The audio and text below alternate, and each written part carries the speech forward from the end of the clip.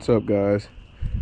So LR3 update. We've been dealing with the check engine light for about a month and a half. We already replaced all the cam sensor position sensors, and that didn't do anything really. Gas mileage came back a little bit, but I mean, we're still averaging single digits, so hopefully this fixes it. This is the last sensor to be replaced. It's the crankshaft position sensor. It's located underneath of the skid plate, so we have some work to do, but we will see how it goes.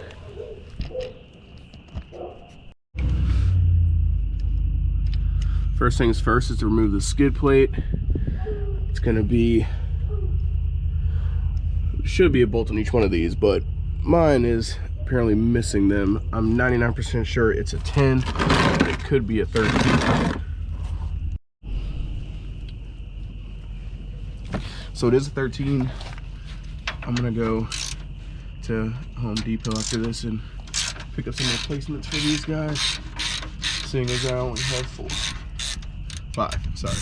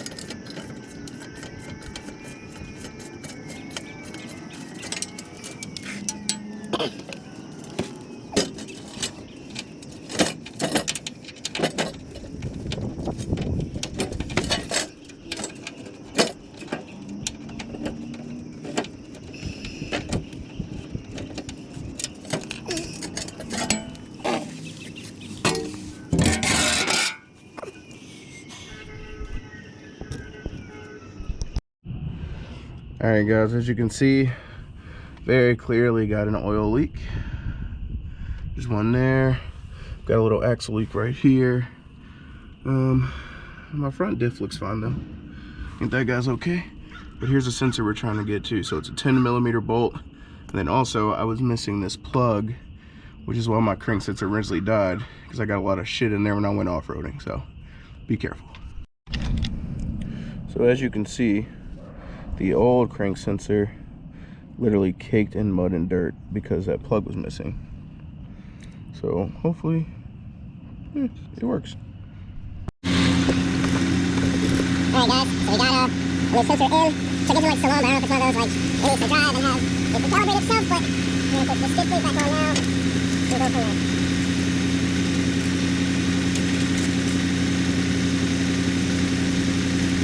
We're gonna leave all these off so we can get Home Depot and get a couple more.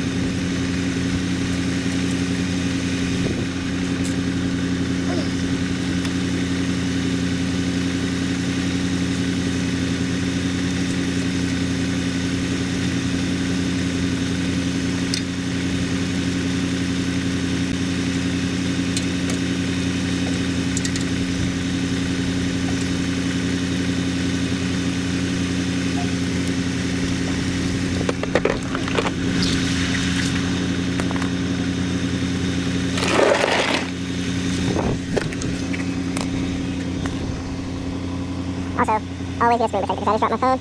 Check the screen protector, the phone's fine. Alright, let's pull this guy off.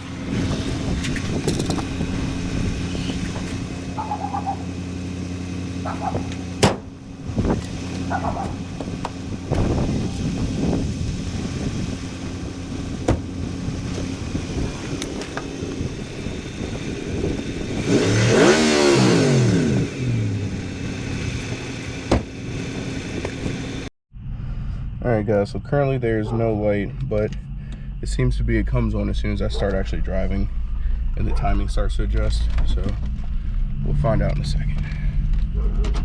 Or we got lucky and that actually fixed it finally.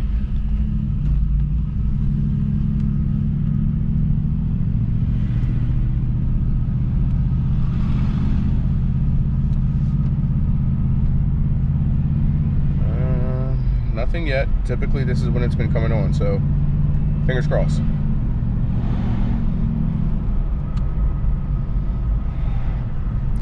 Next up is I want to adjust this. Oh, never mind. Light came back. We did not get that lucky. But from this stop sign, at least you better hear the exhaust. It sounds pretty good now.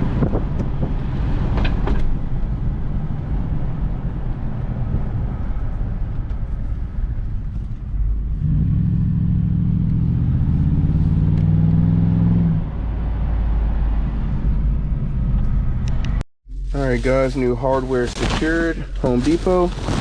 Got all the screws we need. It's $2 for screws and washers.